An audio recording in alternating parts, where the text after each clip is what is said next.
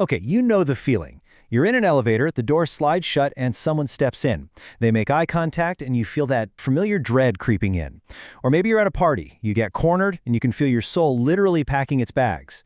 For some of us, small talk is just, a minor annoyance. But for others, it is genuine, grade A torture. And then it happens. They hit you with a classic like this. And in that moment, you would honestly rather do anything else. It's this cringeworthy, hollow feeling. And look, this isn't just about being a little awkward. For a lot of people, this is a deeply, deeply unpleasant experience. So what is actually going on here, right? Why does the exact same interaction energize one person and feel like a soul-crushing chore to someone else? Well, the answer, it turns out, reveals something really profound about our psychology. And I promise you, it is probably not what you think. All right, let's really dive into this. It's not just one type of person who hates small talk. We're going to break down 3 totally distinct psychological profiles, 3 different ways a brain can be wired to just reject the superficial stuff. First up, we've got the depth craver. Now, for this person, the problem isn't social anxiety, and it's not about being shy. The problem is that their brain is literally wired to reject shallowness. So neuroscientists actually have a term for this. It's a high need for cognition. All that really means is your brain isn't happy with just any old input. It actively craves complexity and meaning and substance. And get this, studies show that for people like this, surface-level chat gives them less of a dopamine hit. It's like you're serving their brain an empty plate while it's absolutely starving for a real meal. So when you ask a depth craver, hey, how was your weekend? Their brain doesn't really hear a question. It hears, well, nothing, zero substance. But here's the crazy part. Put that same person in a conversation about big ideas or philosophy or even, existential dread, and they completely transform. They light up. They're not antisocial. They're anti-shallow. Okay, now for a completely different angle.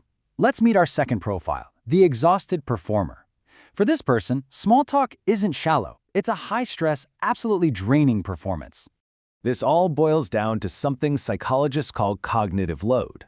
So while one person is just breezing through a chat about the weather, the performer is over there playing this frantic game of mental chess, analyzing every single move. Yeah, their inner monologue is just running a million miles an hour. And because they're so busy analyzing and performing, they can't actually be present. The whole thing just feels fake and disconnected and intensely stressful. So the crucial point here is their brain starts to associate all small talk with exhaustion. They avoid it, not because they dislike people, but because the cost is just way too high. And now for our third and maybe my favorite profile, the authenticity seeker. This person avoids small talk because they see it for what it truly is, a social trap. This is all driven by a really deep need for what's called existential authenticity.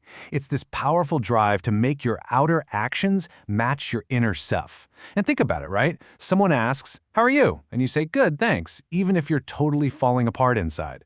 Well, to the authenticity seeker, every single one of those little scripted interactions feels like a tiny betrayal of the self. And this is the heart of it. We've all been trained to follow these little social scripts, right? To keep things polite and smooth. But for this group, those scripts feel like a cage. And following them isn't just boring. It feels fundamentally dishonest. It actually prevents any real connection from ever happening. So now there's this really fascinating twist to all of this. I mean, despite their totally different reasons for hating small talk, whether it's needing depth or performance anxiety or a commitment to being real, these 3 profiles, they all share one surprising trait. They are genuinely okay with silence. Most people panic when a conversation hits a lull. You can feel the tension as they just scramble to fill the void with, well, absolutely anything. But for our 3 profiles, silence isn't some awkward void that needs to be filled. It's often way more honest than forced chatter. It's a space that doesn't need to be filled with noise. It basically says, I don't need to perform for you. I'm fine just existing here with you. And man, that is an incredibly rare thing.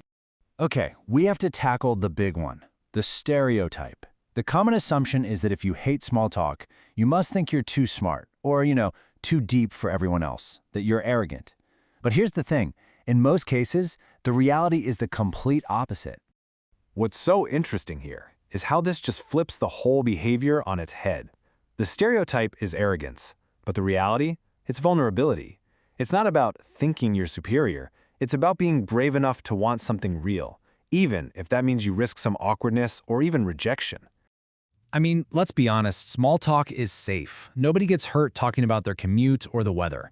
It's a social buffer, right? But a real conversation? That's dangerous. You actually have to reveal who you are. You risk being misunderstood or judged or dismissed.